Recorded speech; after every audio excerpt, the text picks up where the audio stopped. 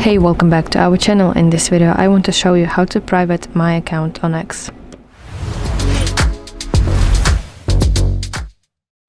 So first of all, of course, open X application on your device and you want to tap your profile picture in the top left corner of your screen. Now in this menu you have to scroll down until you see settings and privacy. As you can see, your settings are divided into several sections and you want to go to section that's called privacy and safety. Now let's go to audience and tagging, and at the very top of your page you should see option that's called protect your posts.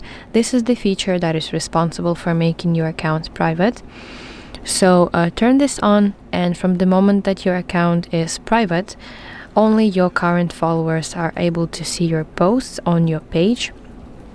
And any new people who want to follow you on X, they must send you follower requests that you must manually accept or decline.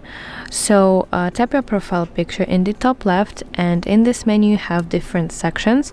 You have to tap on the section that's called follower requests, and from here you can manage your followers. You can accept them or you can decline them.